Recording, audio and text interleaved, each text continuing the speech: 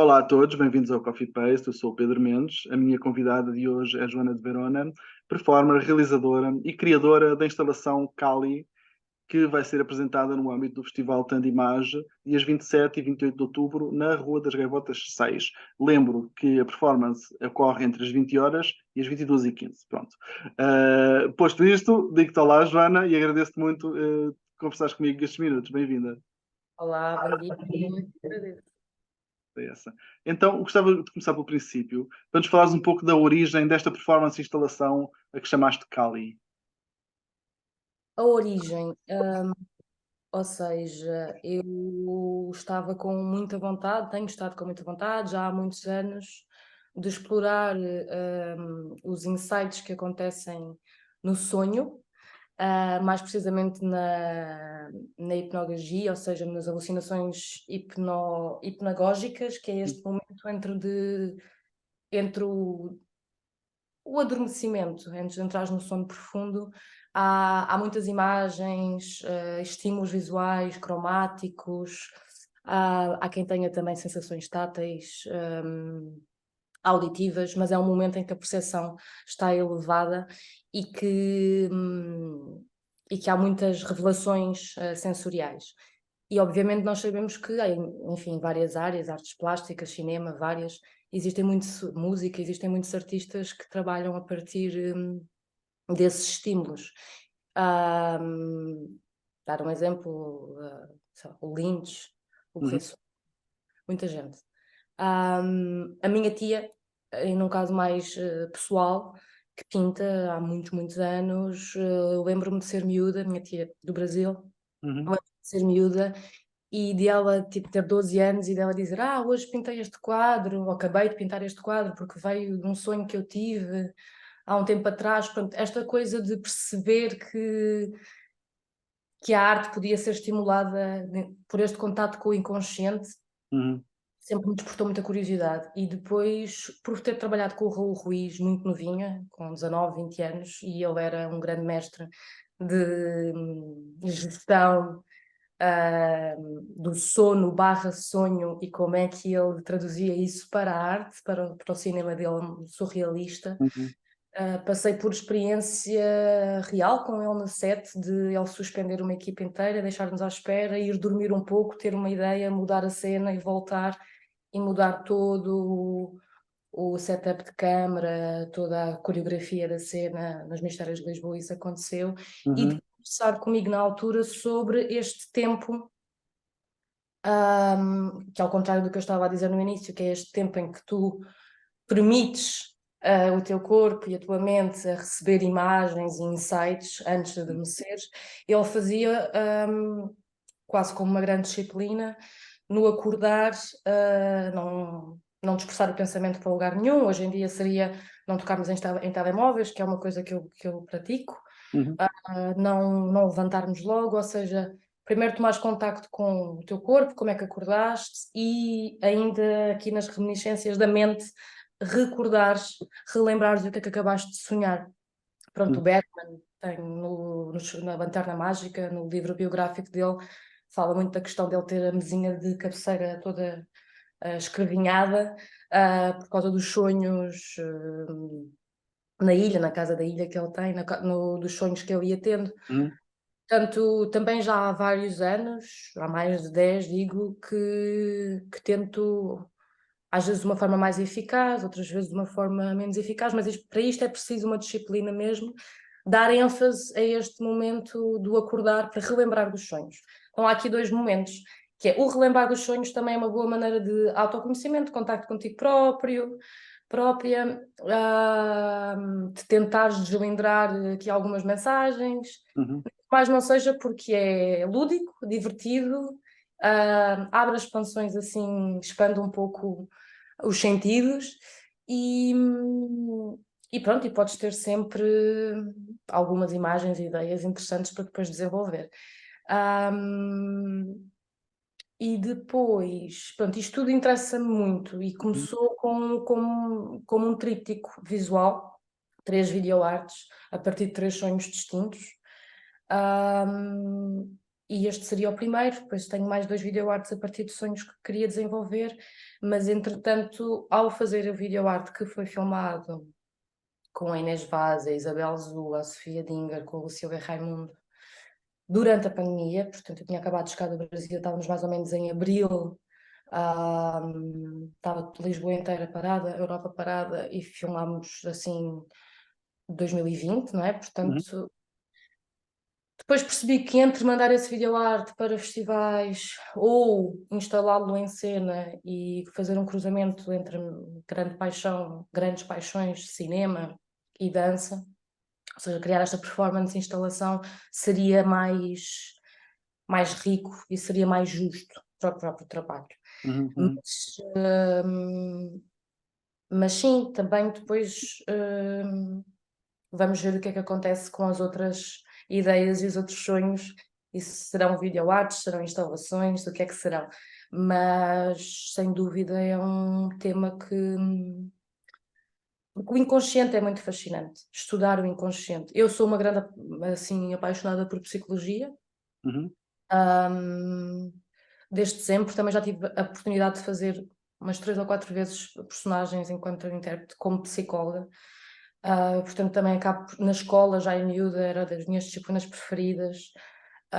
Hoje em dia, como paciente, com a minha terapeuta, muitas vezes estou a analisá-la, tipo, e já fazemos as duas um trabalho em conjunto ou seja, o cérebro, não é? O cérebro é muito fascinante e o inconsciente é uma parte do cérebro muito, muito incrível, que Sem tem, dúvida.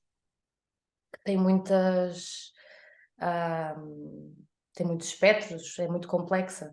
E, portanto, obviamente fui ao Jung, portanto, fui a muitas coisas da mitologia, da literatura, da psicologia, sobre o estudo do que é que acontece no processo de sonhar, o que é que acontece com o inconsciente. Tentem fugir um pouco do Freud, por uma questão de gosto mesmo, e de Uhum. alguma conceptualização histórica, temporal. Tentei procurar muito as mulheres que escrevem sobre o inconsciente, onde é que estão estas pesquisadoras, psicólogas, alquimistas, filósofas, e a história acaba, como sabemos, por abafar muito as mulheres, porque elas existem, elas são referenciadas, mas depois ver realmente a obra é difícil de encontrar. Uhum. Uhum. Há a Marie-Louise Van France, que foi aluna e depois discípula do Jung, e ela fala muito também das questões da imaginação ativa e do poder do inconsciente e do mistério do inconsciente. Eu estudei-a bastante. Uhum. A imaginação ativa, para entrar nesta questão de não atribuir apenas o intelecto à tentativa de analisar o inconsciente. O Jung não atribuía apenas isso como uma função intelectual, mas sim analisar os sentimentos, analisar um campo mais oculto. Uhum. É quase uma prática que as pessoas podem desenvolver através da respiração, que tem a ver também com essas alucinações hipnagógicas. A imaginação ativa é estarmos, no fundo, a treinar como se fosse um músculo, a Uhum. percepção da mente e a percepção dos sentidos, para que tu sejas um receptor, sejas mais permeável. Sim. Pronto, e depois diz. Não, quer dizer, é todo um mundo fascinante, não é? E de redes que vais tirando umas pistas para outras e é quase infindável o que se pode explorar nesta área, não é?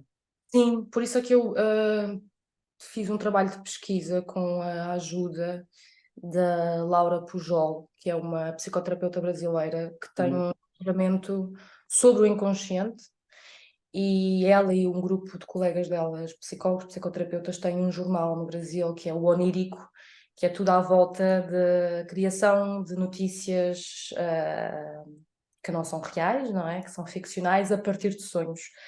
Portanto, foi uma forma que elas encontraram de ter ali um veículo entre a arte e o inconsciente através desse jornal, com essas notícias fictícias, essas Uhum. notícias sonhadas. Mas também falámos muito, obviamente, da questão do inconsciente coletivo, que o Jung fala imenso no livro vermelho e no livro preto, que são livros que ele, enfim, andou a estudar e a escrever durante 16 anos, a Uhum. desenhar muito sobre o inconsciente dele e de que forma que o inconsciente coletivo pairava e paira em todos nós. E também sobre uma questão que acabámos por chegar, que é que os sonhos, não é? Que esta ativação do inconsciente não é uma coisa restritamente humana, Hum, não é? Os pássaros sonham, os polvos sonham, os animais sonham, portanto os sonhos estão na Terra há milhões e milhões de anos. uhum, O Siddhartha Ribeiro, brasileiro, cientista, filósofo, estudioso, diz que a questão dos pássaros, quando estão a cantar, ativam uma zona do cérebro, e quando estão a dormir, essa zona do cérebro também está ativada, quase como se acreditasse que eles estivessem a sonhar com os seus próprios cantos. uhum. Ou os polvos, que no seu habitat natural, por uma questão de se defenderem do inimigo, mudam de cor. Os polvos, ao dormirem, também já se percebeu que eles durante o sono estão a mudar de cor, ou mudam de cor por Sim, sim. vezes, ou seja, quase como se tivessem, tal como depois a psicologia toda diz, a sonhar com as suas informações do dia e dos dias, portanto, a reorganizar o disco, a memória, a fazer uma limpeza, uma seleção, que é o que também os sonhos são, não é? Que é uma Uhum, forma de nós reorganizarmos os encontros que tivemos, as conversas, tudo o que nos aconteceu no dia. Portanto, eles também, ao depararem-se com a memória de um inimigo, de um outro animal, mudam de cor. Ou então estarão a sonhar com o terem que fugir, com o terem que se camuflar. Ou seja, isto é fascinante, porque depois começas a entrar neste processo de uhum. cerebral, psicológico, inconsciente, dos humanos e não só, e pronto, e é isto, e é um estudo infinito. Certo, é um trabalho continuado.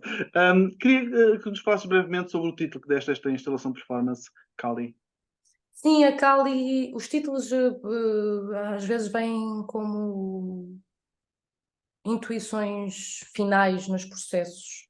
Muitas Hum, vezes os títulos vêm mais tarde. Kali, sei lá, o Chantal, o filme, o documentário que realizei no final do curso dos Atelier Varrin, a Chantal foi um título que veio logo porque o senhor que eu estava a documentar, a filmar, tinha uma manequim e desenvolvia um trabalho direto de mudança de rosto com essa manequim e deu-lhe esse nome de Chantal, uhum, portanto automaticamente foi muito claro que o título do filme seria isso. Mas noutros processos de criação, enfim, às vezes o título não é logo evidente. Kali aqui foi, é um nome muito forte, tem a ver com esta deusa, tem a ver com esta deusa feroz, também este lado do feminino. É um uhum, trabalho que sempre partiu da ideia de trabalhar com a energia feminina, com mulheres, também há homens no processo, mas maioritariamente mulheres, mas não uma questão de género, homens ou mulheres, ou não, porque, enfim, a questão de género não é aqui aplicada, mas sim sobre, independentemente de que identificação de género cada pessoa possa ter, este lado feminino, esta pulsão feminina que não tem que ser necessariamente só doce e maternal, ou ou feroz e bélica, ou seja, a Kali é uma deusa que tem uma pulsão muito complexa, porque tem também a pulsão da destruição, mas uhum, também da renovação, de fazer o mundo andar, da natureza, mas também tem muita garra. E, ou seja, o trabalho não é sobre isso, serviu sobre mote, o título e a etimologia dela, não é? Os significados à volta da mitologia da Kali uhum, acabaram por servir como ponto de partida para se pensar este feminino, de como as mulheres correm com os lobos, que é um livro da Clarice Pinkola Estes, que é psicóloga, que também fala muito da questão da mulher selvagem e de como o posicionamento da mulher na sociedade foi alterando ao longo dos anos, ao longo dos séculos, e como é que a uhum, mulher é vista. Ou seja, são tudo reflexões sobre as pulsões femininas e como é que a energia feminina atua no, no tempo, no espaço, mediante a história, mediante o evoluir dos anos. uhum, Portanto, são pontos de partida.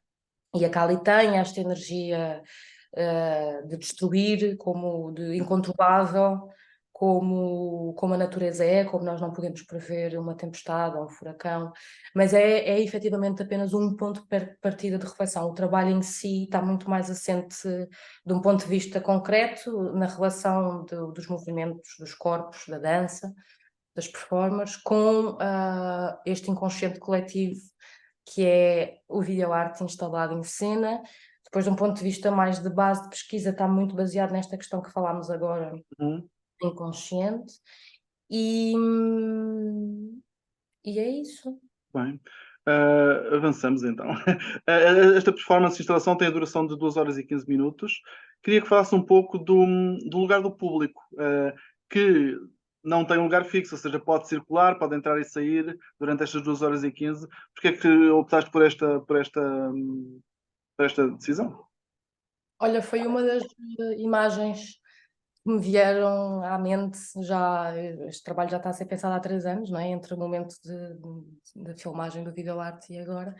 A questão das cores, do desenho das cores em cena, do dispositivo cênico, cenográfico.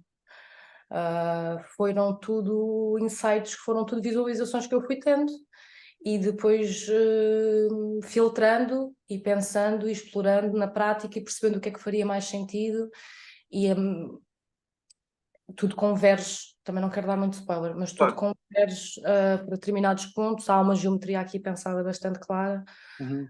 em torno a um círculo. Às vezes, pronto, podemos sempre explicar a questão do ritual, a questão. Há sempre muitas leituras, sempre muitos motivos pelos quais tu tomas decisões, às vezes uns mais conscientes, outros do que outros, Uhum. uns mais conscientes do que outros. Mas neste caso, muito pragmático, eu gosto muito de pensar, principalmente na questão das artes performativas e da instalação, pensar a relação com o público. E aqui era muito importante colocar o público no mesmo lugar das performances, como se fosse um sonho coletivo. Uhum.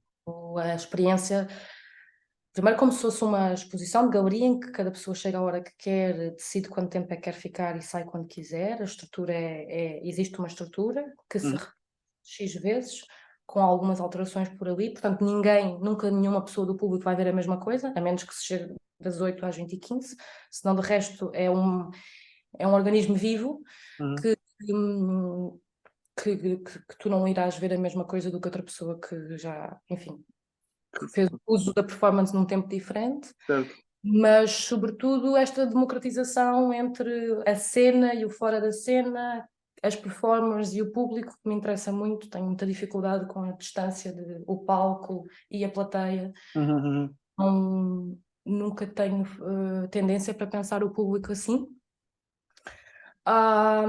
E aqui muito importante a questão de estarmos a ativar todos, público e intérpretes e equipa, por isso é que também a equipa técnica, que no fundo é o André Teixeira, que está a fazer imensas operações, está a operar luz ao vivo, está em cena, ou seja, aqui é um sonho coletivo, em que as performers são paisagem de uns sonhos do público, os públicos são paisagem dos sonhos dos performers, e estamos todos juntos neste inconsciente coletivo e nesta experiência sensorial deste sonho e também deste sono. Pronto, mas claro que também existe o trabalho do Apichatpong, que não foi referência direta, mas depois durante o processo e de perceber o lugar do público aqui, obviamente que ele me veio à cabeça, porque, sei lá, há momentos da performance em que não vai haver ninguém, em que estamos só eu, a Andreia, a Melanie Ferreira e a Lucília Raimundo, as intérpretes incríveis, Uhum. e que vamos estar sozinhos na sala, sem público nenhum, e vai continuar. E vai haver momentos em que elas estão aqui e há uma pessoa do público e de repente elas voltam e quando olham já há outra pessoa. Portanto, é uma paisagem viva, não é nada estanque. E também vai haver momentos em que se calhar as pessoas vão adormecer e ressonar.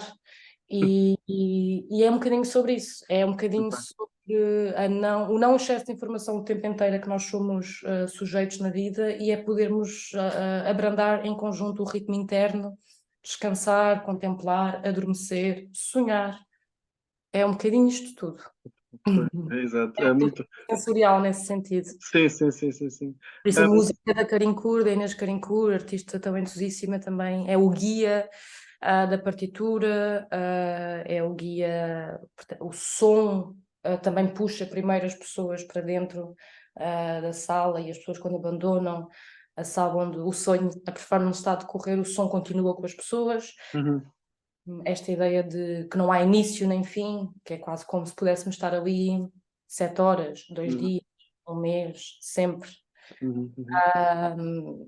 Este círculo que efetivamente não tem interrupções. E o Uhum. som é muito importante para isso, é um guia para a partitura e para o trabalho.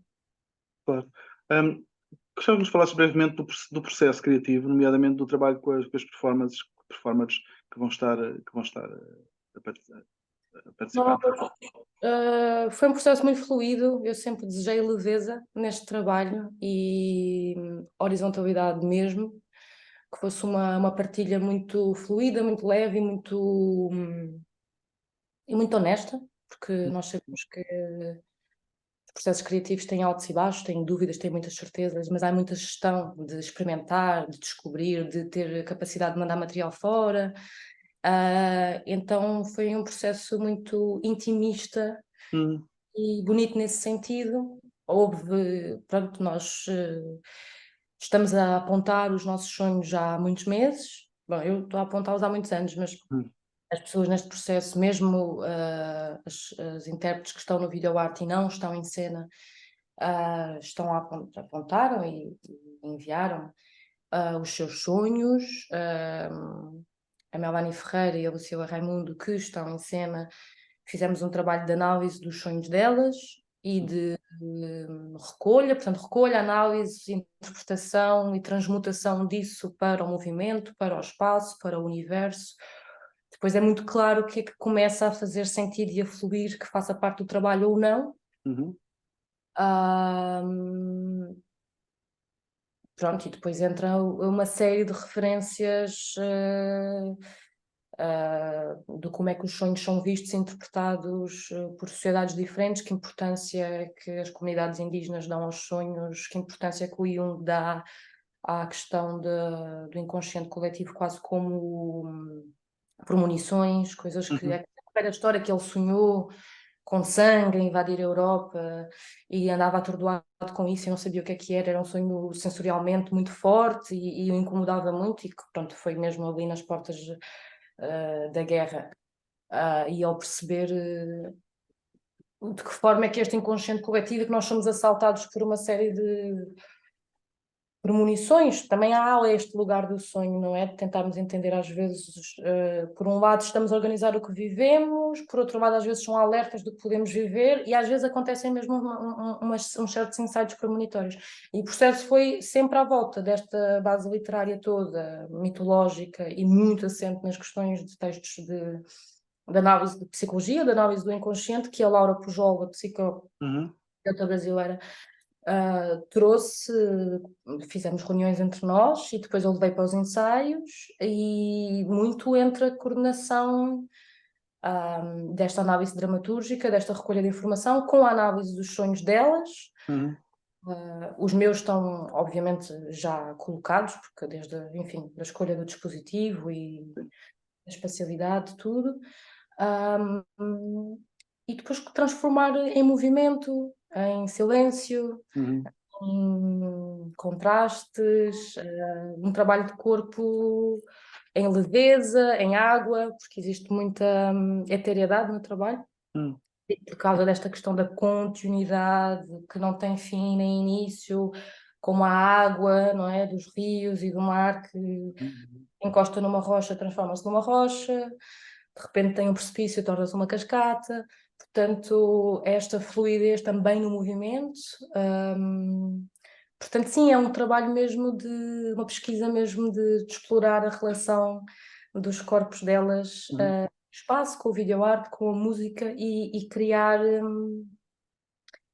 pontos e diálogos entre todos estes elementos. Uhum. Uhum. Tu já foste respondendo em parte à minha próxima questão, que era perguntar, no fundo, se estes temas são algo que te interessa continuar a explorar. Falaste de um tríptico, podes falar um pouco mais, sem revelar demasiado, ou do que já imaginaste. Provavelmente não ainda há uma ideia muito concreta. Não é, assim comecei há logo no início, disse que não sei o que é que irão acontecer aos outros dois, se será mesmo um tríptico, se os Uhum. outros serão 2 videoarts, serão 2 instalações, serão 2 performances, não sei Certo. o que serão, mas toda esta questão que pode parecer muito vaga, não é? Os sonhos, mas não é sobre os sonhos, é esta questão do estudo, do inconsciente e de todas estas várias camadas que existem e vertentes que existem de estudo. Toda esta exploração é uma coisa que me interessa sem dúvida e creio que vou continuar com ela, espero. Quer dizer, se calhar o próximo trabalho pode ser sobre outra coisa completamente diferente, mas o que eu quero dizer é que não só me interessa bastante, como me alimenta, como é infindável. Portanto, é muito natural que continue em trabalhos futuros ou Voltas. relações futuras por aqui. Muito bem. Vou terminar perguntando-te se a tua expectativa relativamente ao futuro é positiva ou nem por isso. Em relação ao futuro, sempre positiva. Nós tentamos sempre que seja. Mas para o futuro ser positivo temos que trabalhar o presente com positividade, não é? Com consciência do que é real, pragmatismo, mas nós estamos a viver tempos muito complicados, não é? No mundo, em Portugal.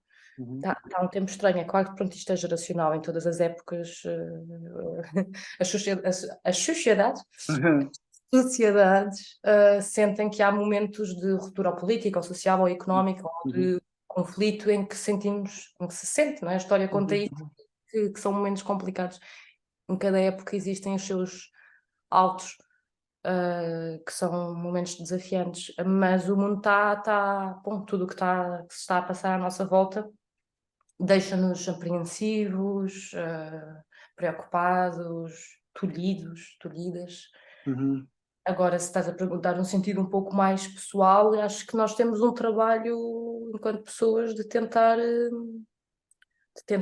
energizar o nosso cérebro, as nossas ideias e alguma esperança e alguma energia positiva para não aliada dos fatos reais, não aliada do que realmente está a passar, mas tentar cultivar isso em nós para podermos seguir mais leves e mais confiantes e com esse positivismo que é preciso, porque senão ficamos todos muito fechados em nós próprios e deprimidos e preocupados e assustados.